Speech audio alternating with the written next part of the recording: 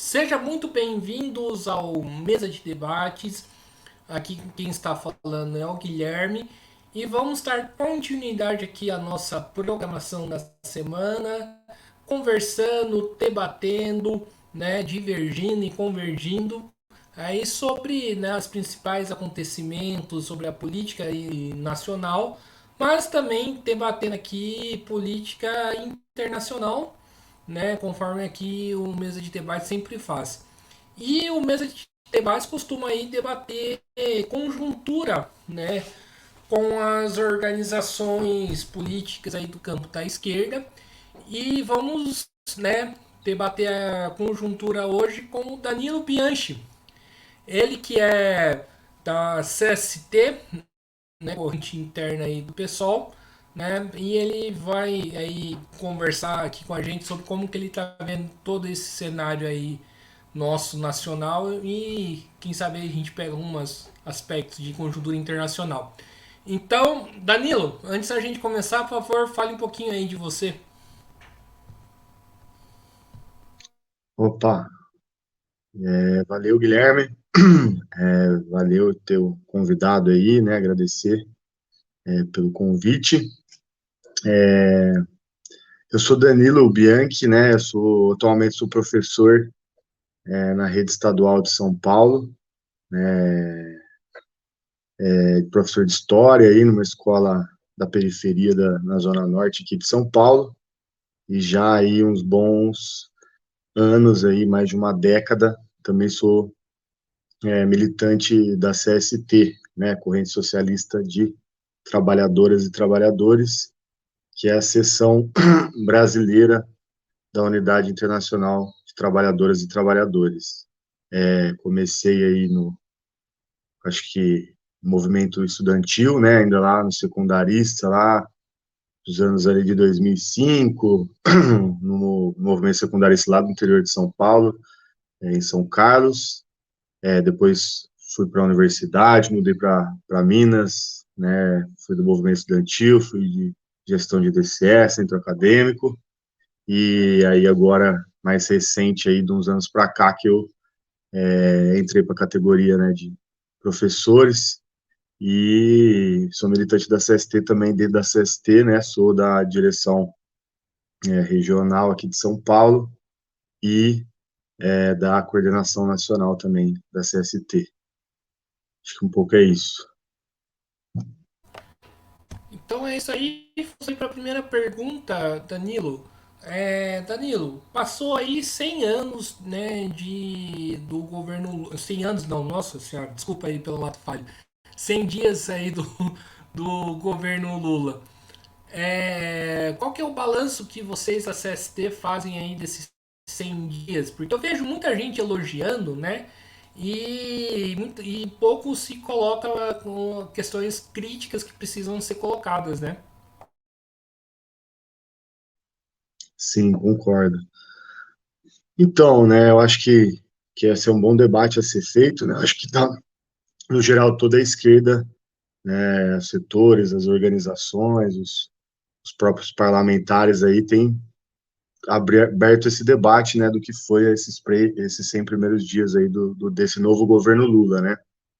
Assim, acho que dá para a gente dizer que, numa avaliação preliminar, que a gente também está debatendo constantemente, né, e tal, as coisas estão acontecendo, tem uma dinâmica também, mas ainda a gente está diante aí, obviamente, né, do fim ali do governo de extrema-direita do Bolsonaro, né, que ainda tem várias tarefas ainda que estão colocadas ainda, né, a prisão, confisco de bem aí dos golpistas, né, para poder acabar com tudo isso, é, e ainda uma grande expectativa, né, de um setor aí bastante grande do movimento de massas da classe trabalhadora, de que o governo, desse novo governo, esse governo Lula, vá atender as principais necessidades que estão colocadas hoje, né, em torno do salário, em torno da renda, em torno da questão da saúde, educação, né, se tem uma expectativa que haja uma mudança, já que a gente vem de um governo de extrema-direita que, obviamente, foi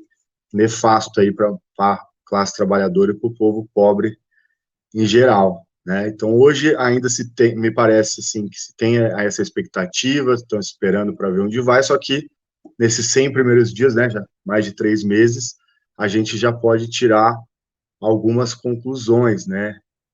E ao meu ver, eu acho que se coloca essa disputa no seio do governo, né? A gente sabe que existem setores da classe trabalhadora dentro, participando, construindo, né? Mas é um governo de conciliação de classes, onde também tem outro lado lá presente com bastante força, né? Os setores da burguesia, né? E nesses primeiros 100 dias, o que a gente vê vai delimitando muito bem como que vai atuar o governo de conciliação desses interesses, né? Então, assim, a gente consegue ver, por exemplo, eu que sou da educação, já puxando um pouco para esse tema, como o governo vem colocando o tema do novo ensino médio, né? Que se existe um consenso no movimento da educação, professores, estudantes, comunidade escolar, professores universitários, enfim, se tem um consenso, né, de que esse novo ensino médio é um grande retrocesso, né, uma forma de privatização da educação, de mão de obra baratas para as grandes empresas, né, das fundações e das empresas multinacionais que constroem aí esse projeto que saiu pelo Todos pela Educação, né, movimento Todos pela Educação, que reúne aí Itaú, Telefônica, né, e vários grupos aí dessa burguesia internacional que tem esse projeto de mão de obra barata, né, bem em linhas curtas aqui, que foi implementado no governo Temer, e tem um consenso na educação que isso tem que ser revogado integralmente, que isso não serve, né, numa perspectiva de uma educação para o povo e para emancipar a classe trabalhadora. E, por outro lado, agora no governo Lula, embora se tenha sinalizado, se tenha falado, se tenha feito críticas, se tenha feito a suspensão da implementação do novo ensino médio, que é uma questão importante de suspender, não deixa de ser uma vitória de se questionar, né, mas que na prática não tem grande mudança, porque, por exemplo, aqui no estado de São Paulo, o novo ensino médio já está completamente implementado, então a suspensão do novo ensino médio não muda, da implementação não muda nada, né, e a dificuldade que o governo tem, de fato, de se comprometer agora realmente em revogar isso, porque dentro dele, do próprio Ministério da Educação, estão esses mesmos setores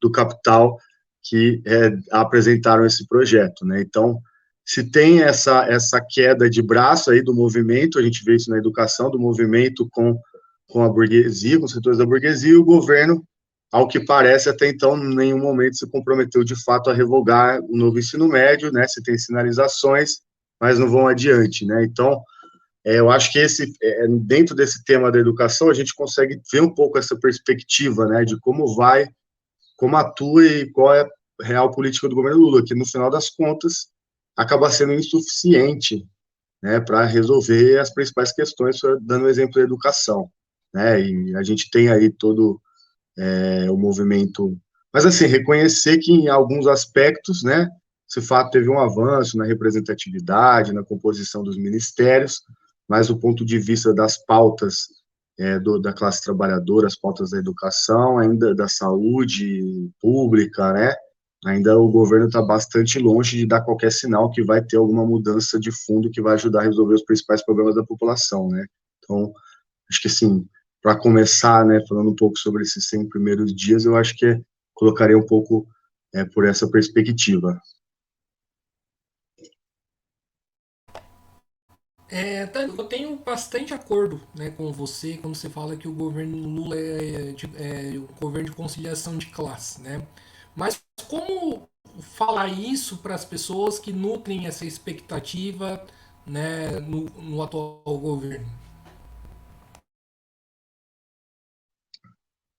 Sim, primeiro isso, né? Eu acho que reconhecer e saber que nossos pares, eu, por exemplo, que sou da educação, estou, né, todo dia em contato com os professores ali na escola, a gente vê que existe de fato uma expectativa ainda, né, bastante forte com o governo Lula, o governo PT, e não podemos nos negar, né, e temos que fazer essa discussão bem de forma franca e sincera, né. Ao nosso ver, isso passa hoje mais em torno das pautas concretas, né. Eu acho que, por exemplo, na educação, utilizando esse mesmo exemplo, né, é você chamar a que o governo Lula revogue integralmente o novo ensino médio, né, exigir uma política de exigência para que o governo, para exigir de fato a política para o governo e ao mesmo tempo também colocar, se ele não resolver, vai acabar colocando, né, as contradições de por que de fato não vai conseguir atender as pautas, né? Então, eu acho que hoje não é uma denúncia puramente, mas colocando na linha de frente aí a questão da exigência, né, ao governo, para que cumpra as pautas que são as pautas, né, não é a pauta que a gente está inventando da CST, é a pauta do movimento de massas aí, né, por exemplo, da educação pela revogação do novo ensino médio.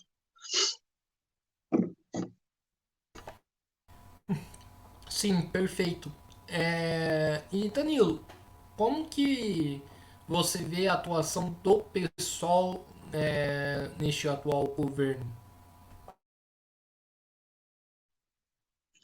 Bom, nós aí da CST, né, somos uma das correntes aí fundadoras do PSOL, né, estamos desde o início aí do processo dos radicais ali, da expulsão ainda no início do primeiro, né, governo Lula.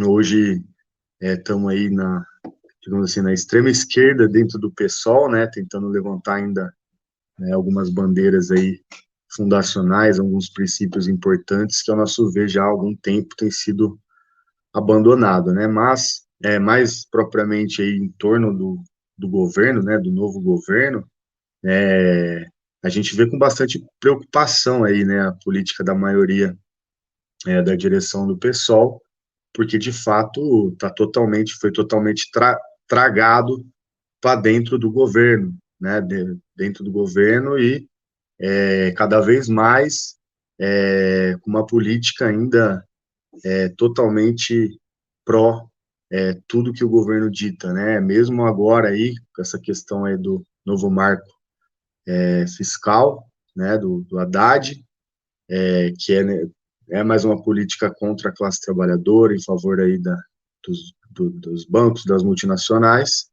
e que mais uma vez, e que o pessoal, uma grande parte, inclusive dos parlamentares, né, não todos, ainda bem, mas a grande parte dos parlamentares e a maioria da direção do PSOL, em torno do campo do Juliano Medeiros, do campo do Guilherme Boulos, que apontam que vão para cima, vão junto com a política do governo, que é uma política da burguesia, né?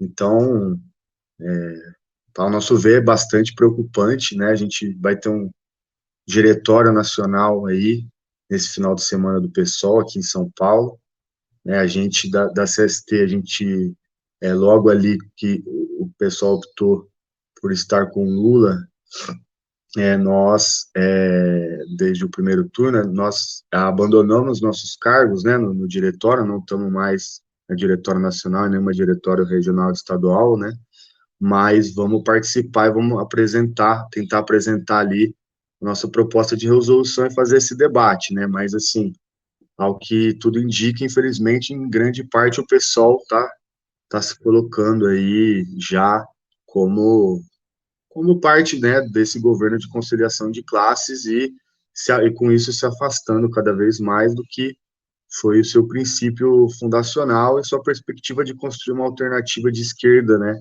por fora da conciliação de classes, que foi o principal motivo que levou o pessoal a ser fundado e que hoje é só algumas palavras no programa, que foi escrito lá em 2003, né, mas que hoje não, 2004, que hoje não representa mais nada na política da maioria da direção, né? Então, como a gente vê bem, de uma forma bem lamentável, né, na verdade, a forma com que o pessoal tem atuado como linha auxiliar completa e inclusive, né, não como em outros momentos lá atrás, onde tinha uma política de direção, de tentar disfarçar um pouco mais, né, de como ia com o governo, hoje totalmente assimilado, né, a gente vê as repercussões, por exemplo, das conversas do Boulos aí, com o Datena, né, e com a forma com que se negocia, quem vai, a prefeitura lá na frente, que já está combinado, de fato o pessoal perdeu, né, vai vir perdendo cada vez mais também, mesmo nesse aspecto democrático, ser um partido militante,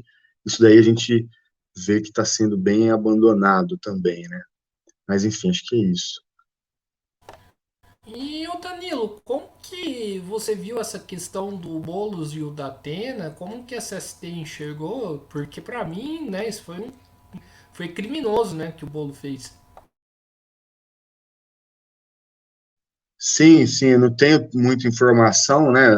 Também não dá para falar muito, só vi parte do vídeo ali, mas assim, né, é bastante lamentável que se tenha esse nível, né, de intimidade aí com uma pessoa de um partido burguês, né, que já teve associado com o bolsonarismo, né, que não tem nenhum compromisso com a classe trabalhadora, mas o que está negociando, né, mesmo que depois tenha dito que estavam bêbados, que era só uma conversa informal, né, mas acho que representa um pouco aí o caminho que está seguindo o pessoal, é bem representativo, infelizmente.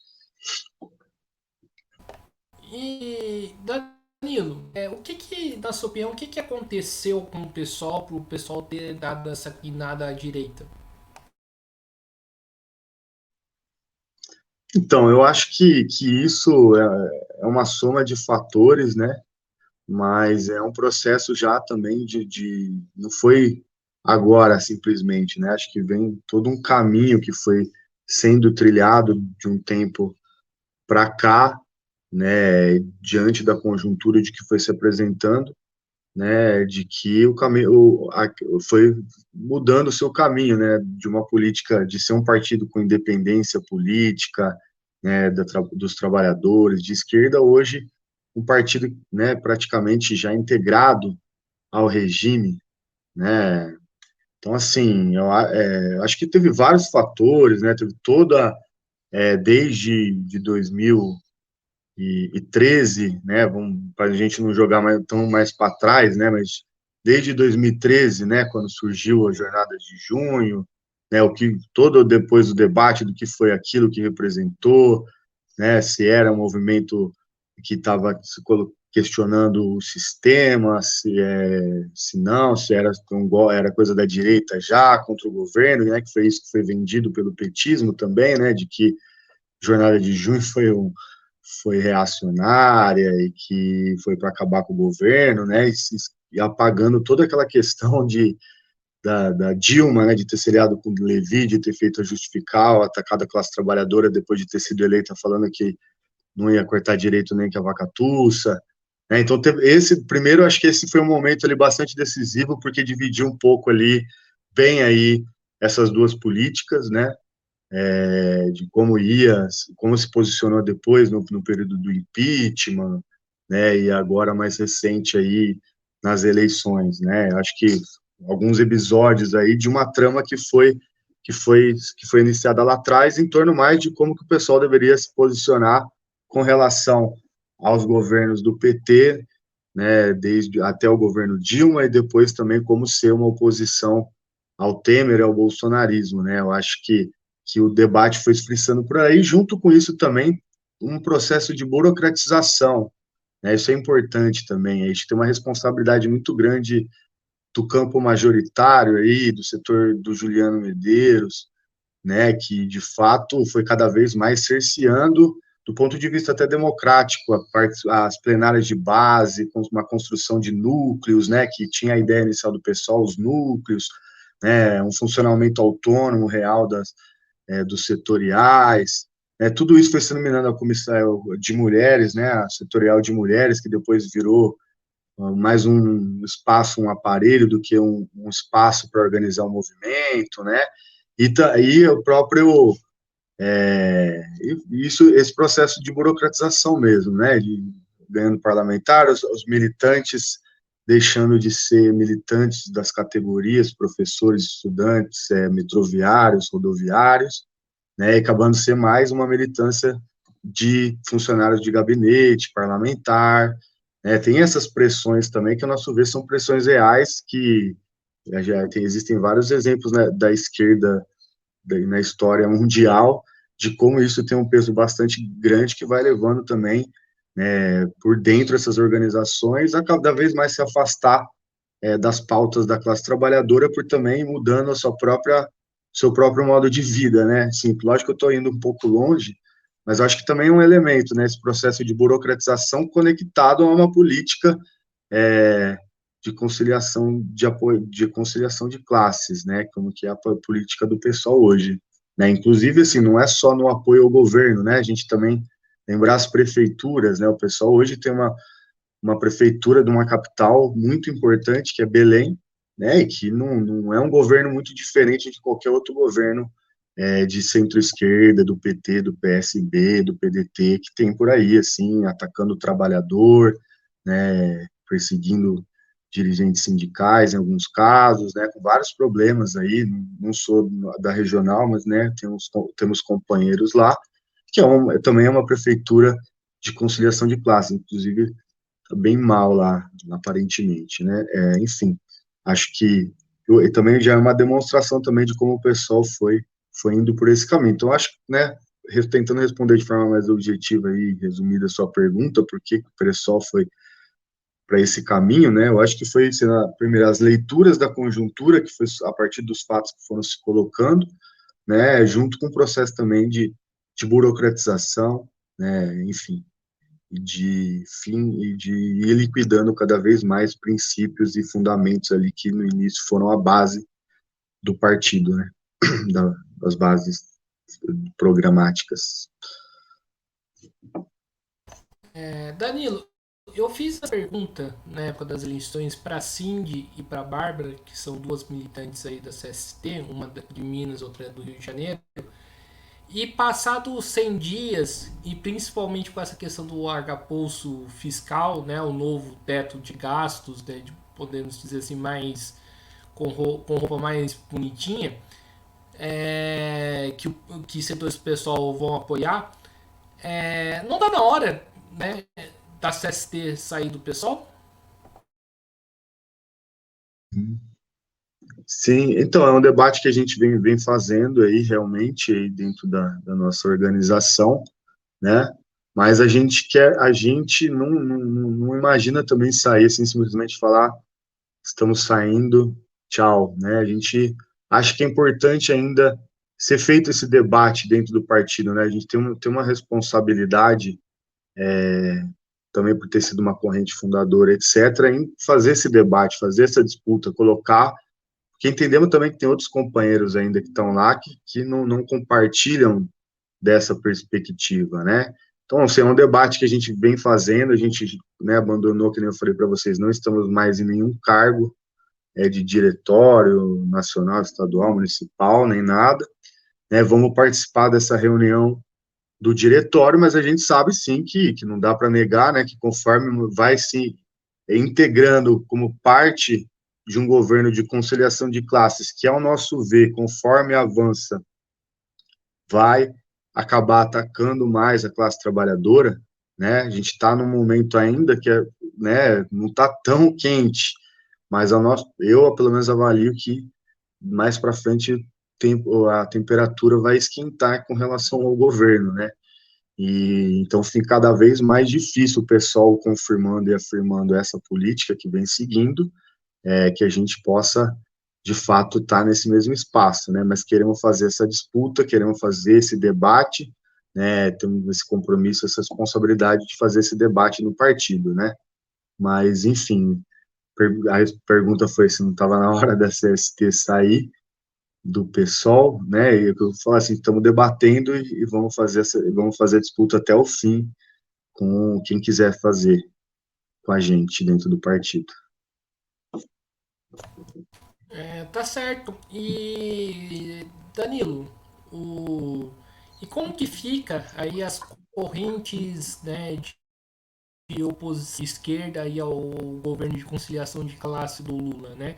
Quais são as tarefas? Inclusive eu vi um negócio bastante bacana que teve uma oposição, né, combativa, unificada aí da POSP, né? Fiquei bastante feliz aí com o resultado aí das conversas. Gostaria que você falasse um pouco aí quais são as tarefas e um pouco aí também aí da oposição unificada aí da POSP.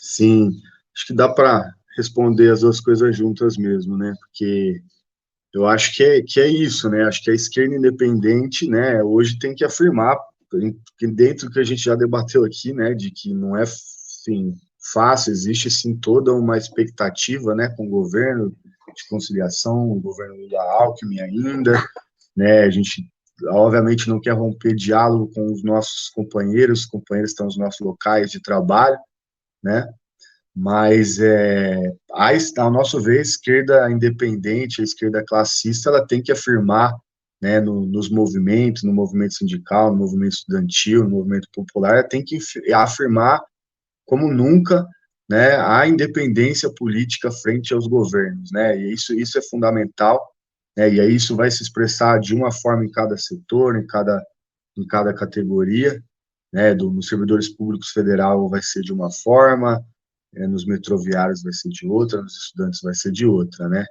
E no caso aqui, acho que jogando para cá, para onde eu estou diretamente envolvido, participando, inclusive hoje, vamos ter, mais tarde, temos também uma reunião da convenção da Zona Norte, né, da regional da POSP, que eu participo, que a gente também vai ter uma chapa de oposição, né, e assim, aqui assim, é bem expressivo mesmo dessa conjuntura do que tem que ser feito para o que a esquerda independente tem que fazer nesse momento, né, porque a gente tem um sindicato dirigido pela articulação sindical há mais de 30 anos, né, que é a articulação sindical, que é a corrente própria do Luiz Inácio Lula da Silva, né, que tem uma das suas principais figuras aqui, justamente a presidente da POSP, que é a Bebel, e que é também deputada estadual, né, então a gente tem uma que está à frente do sindicato dos professores do Estado de São Paulo, o maior sindicato da América Latina, a POSP, há mais de 30 anos, certo?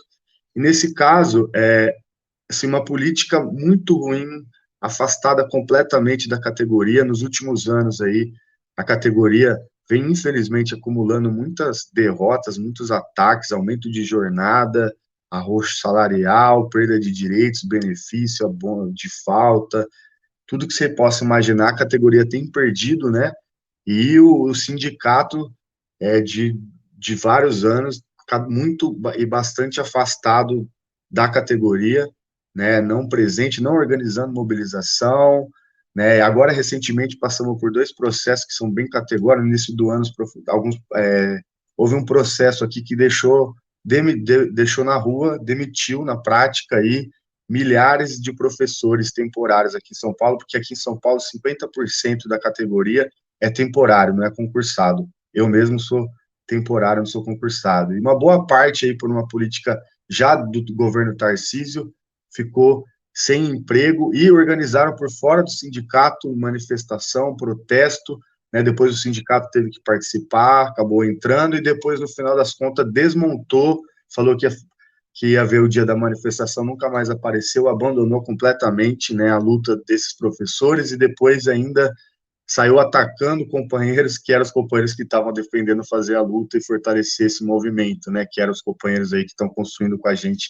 a oposição combativa, a companheira Flávia, a POSP, a direção da POSP pegou o boletim do sindicato, espalhou para o estado inteiro, difamando, falando que a companheira Flávia, como a companheira do PSTU, era aliada da direita, porque estava organizando a luta dos professores contra as demissões, né, então, assim, acho que é bem categórico de como atua. Uma burocracia bastante nefasta, que coleciona exemplo, que conhece o movimento sindical de São Paulo, sabe tudo que ela já faz, pede de falar no microfone, faz de tudo que vocês imaginavam. Uma burocracia bastante complicada, histórica, que há muito tempo existe uma oposição. Existiu sempre uma oposição, e o PSOL, inclusive, era uma parte significativa dessa oposição e deu uma batalha importante, né? Infelizmente, agora, né, diante de todo esse debate da conjuntura do que é o governo Lula-Alckmin, de como devemos ter, qual a nossa relação do movimento com esse governo, né, o governo Tarcísio, um setor, o setor majoritário do pessoal, praticamente todo o pessoal, com exceção aí da CST, talvez uma outra corrente também que não tenha aderido, não me lembro se é LSR, se tem mais alguma, posso estar esquecendo alguém, esquerda marxista também não está, pode estar esquecendo, comuna também não está, e anticapitalistas, que são setores que constroem o PSOL, que, fora eles e a CST, anticapitalista, comuna, esquerda marxista e CST Fora esses do PSOL, todos os outros, que são os maiores, né, a Resistência, o MEIS, todo mundo fechou, está fechando agora com a chapa da Bebel, né, a burocracia abandonou sua oposição sindical, a burocracia da articulação sindical, para apoiar a chapa da Bebel aí, com o argumento de que precisamos de unidade para enfrentar o Tarcísio, que é um governo de extrema-direita, né? Também tem uma contradição aí, porque a Bebel e o PT votaram na Lesp, né, no candidato do Tarcísio, e votaram no aumento do salário do Tarcísio, né? Mas, apesar, mesmo que não tivesse feito isso, já também seria um erro, né, tá com essa burocracia. E no meio disso, porque, assim, existe um sentimento anti-burocracia sindical na categoria muito forte, que inclusive leva professores a acabar não se filiar, tamanha a desconfiança que existe no sindicato, e uma grande parte ser desfiliada, e principalmente esses temporários serem desestimulados a se filiarem, né? O sindicato tentar que eles nem se filiem para não perder o controle. Mas, apesar de tudo isso aí, por esse movimento de base, por todo esse processo, você conseguiu gestar uma chapa da oposição combativa na POSP, que reúne 18 grupos organizados, mais uma penca aí de professores independentes que são de oposição, e conseguimos aí, com bastante esforço, de unidade e tal, conseguimos montar uma chapa, né, já teve a nossa convenção, agora estamos na parte de juntar os documentos, etc., fazer e debater, e construir e escrever a chapa que vai começar na semana que vem já. Na semana que vem, não, daqui 2 semanas aí o processo para valer a eleição no dia 26 de maio, né? Então, assim, e dentro da pergunta inicial, né, eu acho que essa é a tarefa, é construir por aí, né? Tipo, é por ali, na base, que você vai conseguir mostrar agora a diferença também com esses setores que na prática atuam aí como auxiliares dos próprios governos de extrema-direita que dizem combater, né, que foi isso que a maioria da direção do PS tem feito aqui em São Paulo, e que infelizmente o PSOL, a grande maioria do PSOL, né, Resistência, MEIS, todo mundo ali, APS todo mundo foi aí para a chapa da Bebel, que é bastante, até Unidos para Lutar, né, os companheiros aí que era LS, né, foram também, então o informe que a gente tem aqui estão na chapa com a Bebel, então bastante lamentável, mas muito importante que mesmo com tudo isso, né, com toda essa corrente contra, né, e era a política da articulação de não ter oposição, ia fazer de tudo, inclusive agora que vai ter, estão fazendo várias manobras para criar as maiores dificuldades que vocês possam imaginar, mas vai ter uma oposição na POSP, porque isso é um movimento da base, que existe sim esse sentimento, existe essa necessidade de lutar, e o sindicato não responde, não está à altura do que a categoria quer fazer, então vai ter uma oposição e, enfim, eu acho que o caminho para a esquerda independente é esse, né? É o caminho de construir o caminho da independência política das burocracias e, no caso aí mais geral, dos governos, né? Ainda nessa questão sobre a educação e as eleições da POSP, né? Eu também acho que inclusive eu fui professor, inclusive eu também militei, inclusive na região da Zona Norte, né? Conheço essa turma toda, né? Da subsede, né? Nilceia, né? Vinícius, esse povo todo aí, que nem prefiro citar o nome. É, e uma das justificativas que eu escutei de um militante do PSOL, né, é de que haveria uma chapa de extrema direita inscrevendo aí, lançando a sua candidatura. Que história é essa? Isso é verídico ou é fake news? Né? Isso, né, como que você vê esse argumento? Então, eu não, assim, eu vi esse boato, falar a verdade, isso daí, acho que eu já, alguma vez alguém falou isso para mim, tá? Não tô me lembrando nem a situação, mas eu já ouvi essa história, já tinha ouvido uma outra vez, tá? Mas, assim, nunca vi nada concreto mesmo, que teria alguma chapa da extrema-direita, desconheço, tá? Completamente, me parece que é um espantalho, tá? Que estão colocando aí justamente porque é difícil, né, defender quem sempre fez oposição a essa burocracia, denunciou tudo que ela fez agora e junto, né? Então acaba tentando apresentar algum espantalho aí, alguma situação aí que eu acho que eu realmente não tenho conhecimento se isso existiu ou não, né? Se existisse, se faria o debate, também não vejo que por causa disso seria ir juntar com essa burocracia, tá, histórica aí, não vejo que seria o caminho, mas não desconheço essa informação como verídica, tá? O que eu sei é que existe a possibilidade da UP, né, ter uma chapa própria só da UP, mas da direita, assim, desconheço.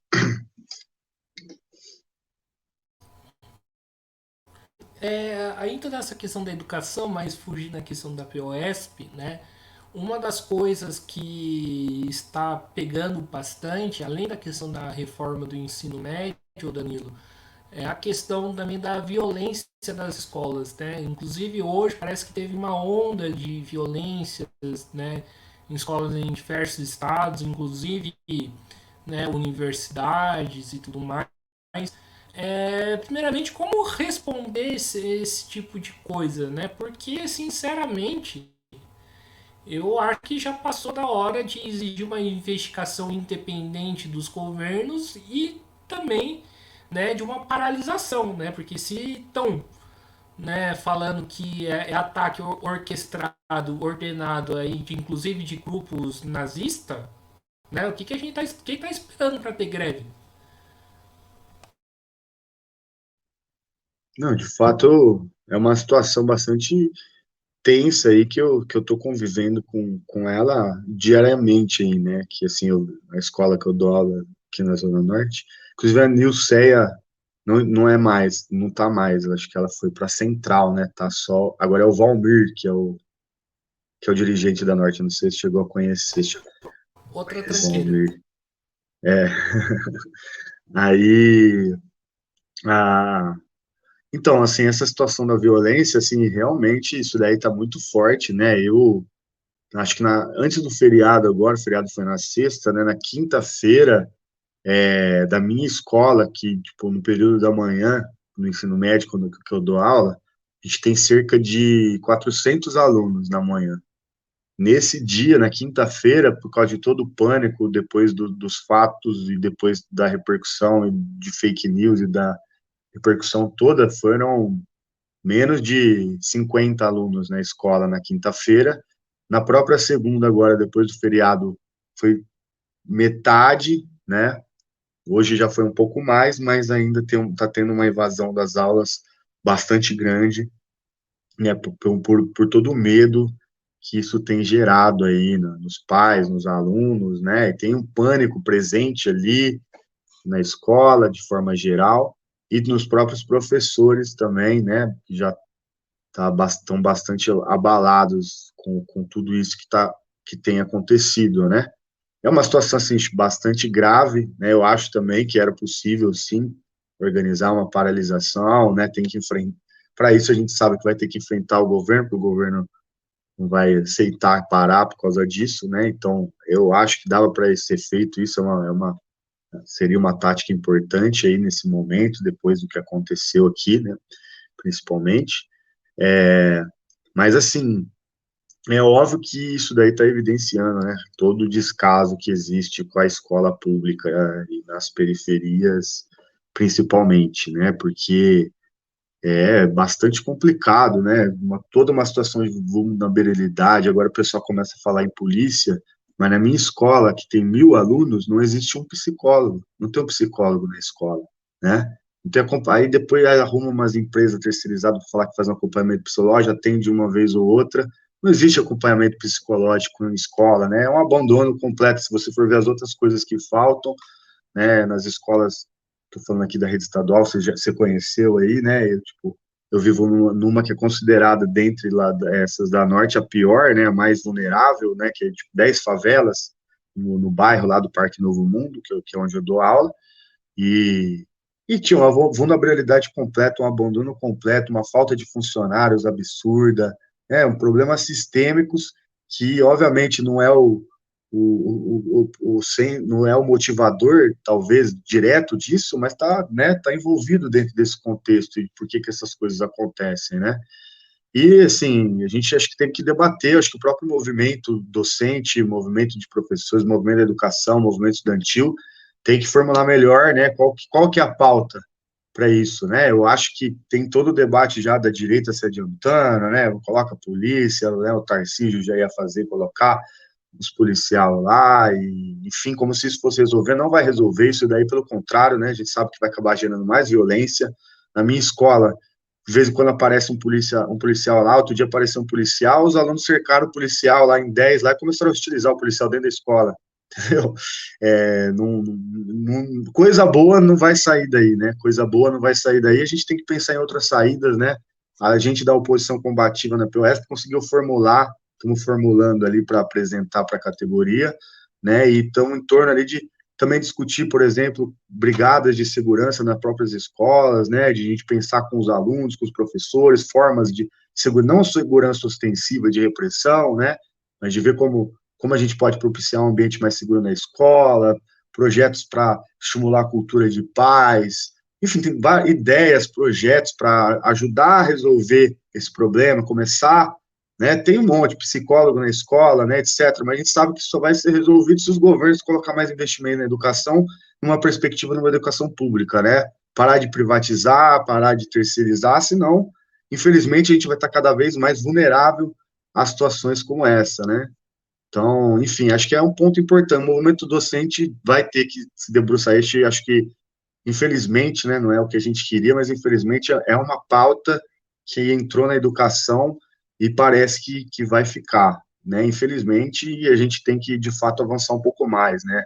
Sobre isso, acho que ainda falta de forma até uma autocrítica, né? Acho que de forma geral aí da esquerda, do movimento docente, precisa formular melhor como que responder a essas situações de violência nas escolas, né? Mas eu acho que, obviamente, já dá para a gente dizer que o responsável maior de tudo são os governos, né? É isso. Antes de passar para o próximo bloco, o Danilo, como que está a composição de forças aí da oposição da Zona Norte? Então, aqui de força organizada, né, a gente tem o MRT, que eu acho que é a principal força, porque é a que tem mais enraizamento aí, né, nas escolas, tem mais tempo e tal. A Marcela, não sei se você conhece a Marcela, né, que a Renata, outras companheiras. Então, tem o MRT, a gente da CST, né, e tem os companheiros da LOI, não sei se você conhece, um grupo que tem aqui em São Paulo, né, que tem um companheiro da Aloy, e tem uma série de professores independentes que já participaram, que talvez você até tenha conhecido, que já participaram do movimento de oposição. Tem o Paulo Gabeira, não sei se você conhece, que é mais velho da categoria. Tem vários outros companheiros assim que são independentes, que estão no campo da oposição, já participaram de chapa de eleição, né? E outros professores mais novos como eu também, que é a minha primeira eleição, né, na categoria da POSP. Então, na Norte, mais especificamente, Força SST, MLT, LOI e Independentes. Aí, né, enfim, tem uma discussão se a UP vai entrar na chapa ou não, mas vai saber aí hoje à noite. Grande Gabeira, mandar um abraço aí pro Gabeira, conheço sim Gabeira. É, o... Indo pro próximo bloco, o Danilo, de perguntas, saindo um pouco aí dessa questão da educação, né? Primeiramente, a gente está falando aí da hegemonia petista, né? O que a esquerda classista errou para deixar, né, essa hegemonia petista crescer tanto nesse último período? Uhum. Olha, eu acho que teve acho que, né, a gente vai conseguir pontuar vários erros, né, assim, mas eu acho que, assim, o principal, que é o que, assim, né, não é, lógico que eu vou falar política da SST, porque eu sou militante da SST, então não tem como eu fugir disso, né, mas, assim, óbvio que eu vou falar a posição aqui da CST, mas ao nosso ver, né, o que mais faltou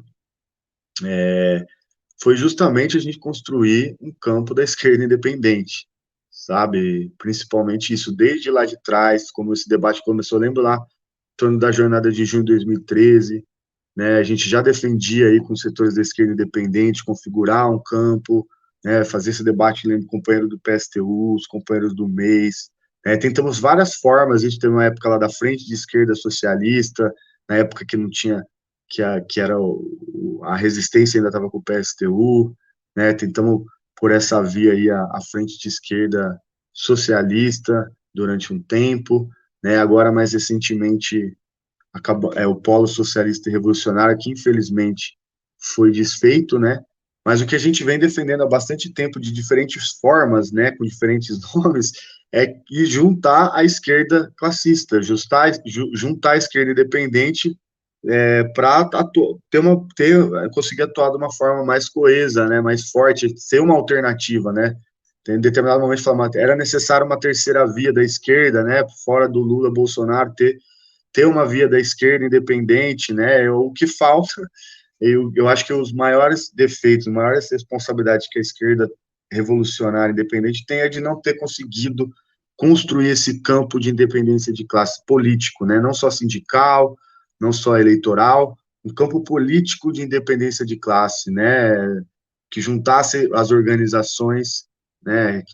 E que pudesse ser uma coisa maior, né? Como o nosso exemplo que a gente usa sempre, que é o da FIT na Argentina, né? Que conseguiu ali até hoje já um processo de quase 10 anos, se eu não me engano, né? Ou até mais, mas que juntou três organizações grandes, que depois juntou outras e tal, com diferenças enormes, que não é também que é tudo lindo, que é só porque todo mundo debaixo do guarda-chuva trotskista, que é tudo beleza, um monte de polêmica, um monte de diferença, mas conseguiu se manter firme como um polo em toda eleição, é a quarta força eleitoral, ganha lá 1%, mas consegue avançar, consegue crescer, consegue dar passos importantes, né?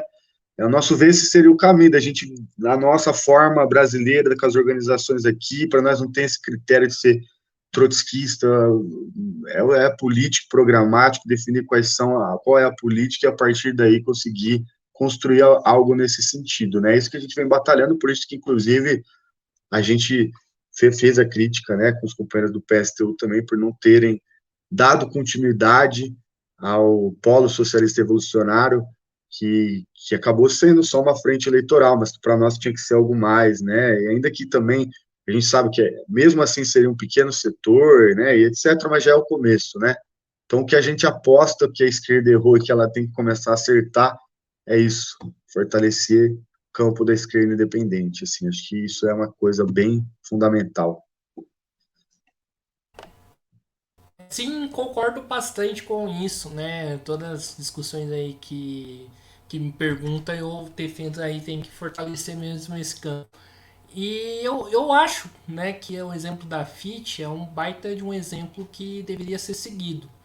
Só que recentemente a gente acompanhou aí, né, o crescimento do bolsonarista argentino, né, o Milei, Javier Milei, né, se não me engano se esse é o nome dele. Qual que é o balanço aí que a sua internacional faz em relação desse crescimento aí da extrema direita argentina? Uhum. É, não, eu acho assim, também não estou tão inteirado assim da situação atual da Argentina, etc., mas acho que dá para apontar alguns elementos gerais aqui, né? Acho que assim, primeiro que existe um fenômeno que é parecido na diferença, que é o Brasil e a Argentina, e os contextos e as conjunturas, né? A gente sabe que, por exemplo, na Argentina, os militares foram punidos, desmoralizados, presos, né? Aqui não. Então, isso daí já acho que diferencia um pouco, né? Como é a extrema-direita lá, como é aqui. Mas, assim, fora isso, acho que dá para a gente ver uma tendência geral que é em torno dos fracassos dos governos de conciliação de classes, né? Que normalmente é por aí que se fortalece as alternativas de extrema-direita, né? Na ausência, ou com o fracasso dos governos de conciliação de classes e com a esquerda não conseguindo ocupar esse espaço, porque a FIT, embora seja importante e tenha a sua representatividade, etc., ainda é uma força minoritária na Argentina, né? Não chega a polarizar com as candidaturas principais nas eleições, etc., né? E que, obviamente, se cria expectativas, né, com o governo de conciliação, e que o fracasso desse governo acaba abrindo espaço dentro da classe trabalhadora para que apareça e cresça essas ilusões com a extrema-direita que acaba ganhando força, né, e tal. Acho que, né, dentro desse fenômeno internacional também, do que foi o governo Trump, etc., com as características da Argentina, né, mas vejo que, tipo, é, até pela existência da FIT por esse campo, a esquerda tem melhores condições, né, de enfrentar a extrema-direita do que a gente esteve aqui, né, o que está agora. Mas vejo um pouco assim, né, eu acho que é a antessala do fascismo, né, a Frente Popular é a antessala do fascismo, né, que é isso, o governo fracasso da conciliação de classes acaba dando espaço para a extrema-direita. Mas assim, Sim, tem sim. óbvio, não sei, não, não tô tão inteirado assim, mas mesmo dentro da FIT existem alguns debates também em torno do apoio de como se relacionar com o governo, algumas contradições também, tá? Mas aí, de repente, pode combinar outro dia para falar mais da Argentina. Filha, e Danilo, vamos aí para o último bloco aí de perguntas, né? É, perguntar aí sobre a extrema-direita, né? Como que você vê a posição política da extrema-direita que ocupa no país hoje e como combater ela? Ela foi derrotada, né, na eleição do Lula, sim ou não? E qual que é o papel que a gente tem que cumprir, né, para poder enfrentar esse mal que ainda assombra o país? Sim, boa pergunta. Eu acho assim, ó, primeiro a gente tem que resolver tudo, né? Não foi resolvido ainda, assim, não, respondendo uma parte da pergunta, né? Não foi completamente derrotada, né? A gente teve um baque, óbvio que foi importante ter derrotado eleitoralmente, né? O bolsonarismo, né? Nas eleições, nós no segundo turno tivemos com essa política contra o Bolsonaro, né? Voto 13, né? E só que assim, temos que ir até o fim, né? Temos que ir até o fim significa é, punir pelos seus crimes, né? Todos os crimes que ele cometeu no governo, na pandemia, enfim, né? Vários outros que tem por aí, corrupção, associação com milícia, tem que ser investigado, punido, né? O Bolsonaro, a família do Bolsonaro, né? Tem que punir todos e expropriar quem financiou a tentativa do golpe, né? Em janeiro.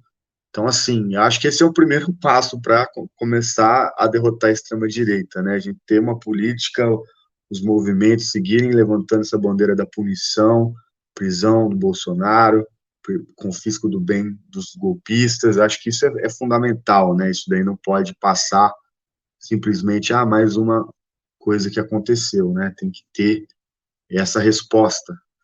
Junto com isso, eu acho que é a nossa tarefa, né, de construir uma esquerda independente também vai ser um fator importante aí para derrotar o bolsonarismo, né? Porque se confirmando o que o governo Lula vem fazendo, né, e a sua forma de governo de conciliação de classe, a política que ele vem apresentando, a tendência é que isso vai gerar mais desilusão a um setor de trabalhadores, a um setor da juventude, né?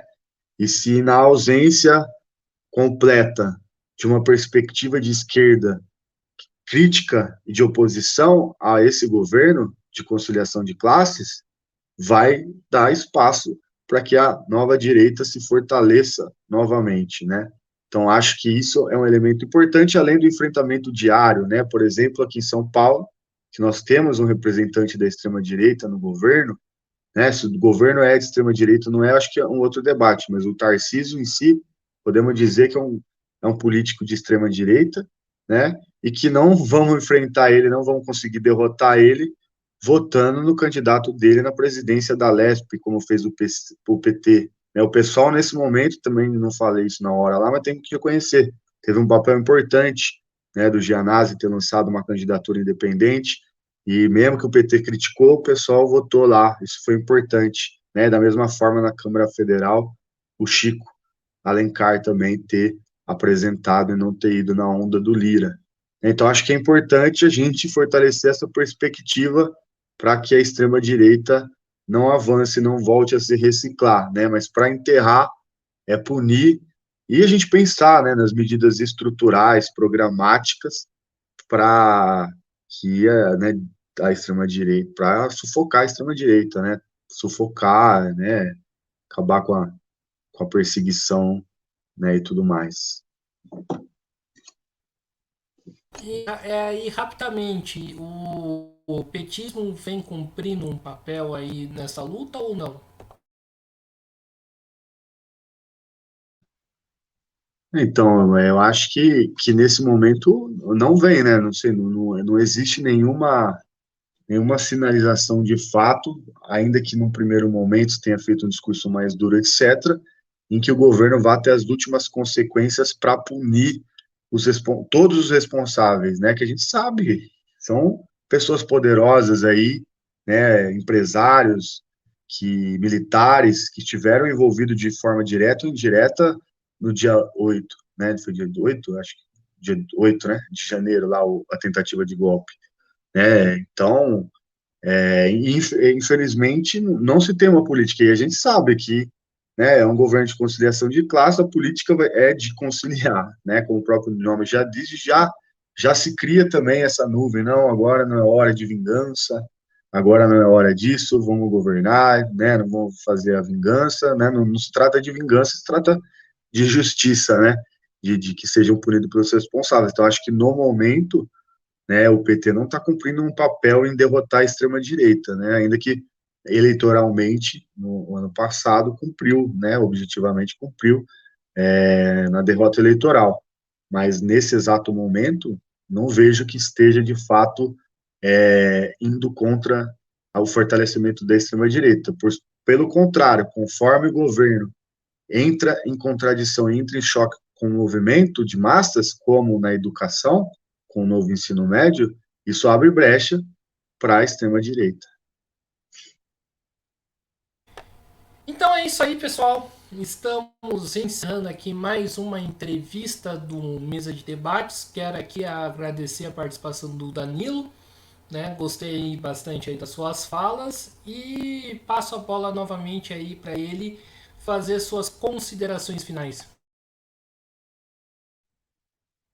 Valeu, Guilherme, aí, muito prazer aí conhecer você melhor aqui na nossa conversa.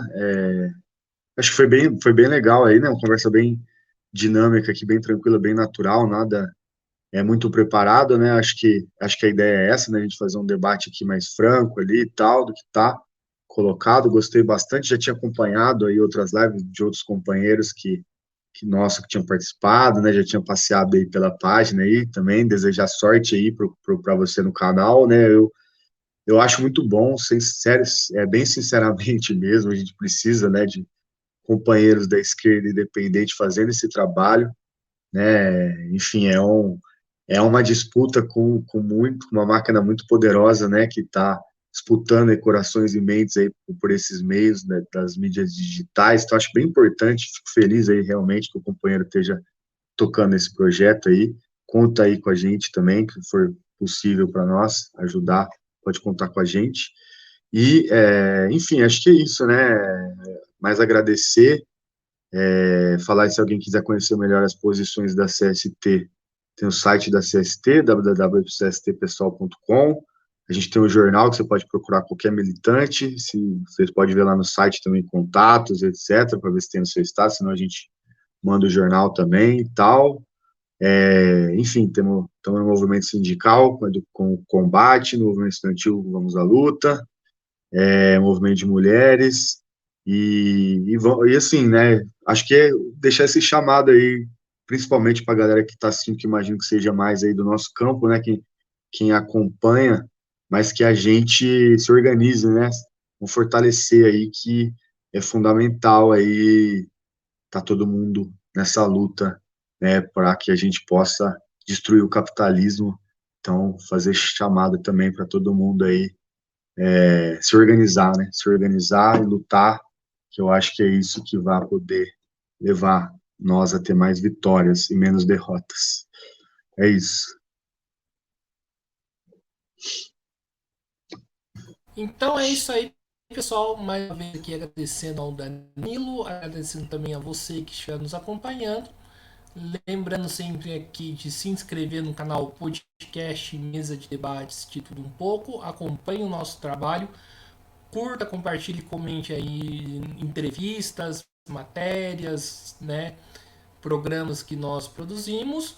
Também, né, curta a nossa página do Facebook, Podcast Mesa de Debates de Tudo Um Pouco, e siga a gente no TikTok e no Instagram, Mesa de Debates. E quem puder, colabore aí no nosso Pix 385 007 028 00 CPF. Nós somos uma mídia independente, não queremos receber dinheiro nem do Estado e nem do capital privado, e para a gente manter a nossa independência política e trazer pessoas como Danilo aqui no mesa de debates, precisamos manter a nossa independência financeira. Então peço aí, você ouvinte, contribua aí com o nosso Pix e quem puder participar do nosso Padrim, www.padrim.com.br/podcast mesa de debates. O Padrim é uma plataforma da onde que você pode contribuir mensalmente aí pro nosso canal e ficar mais próximo de mim, do André e do Willis. Então é isso aí, pessoal. Um forte abraço a todo mundo e mais à noite eu volto. Fui.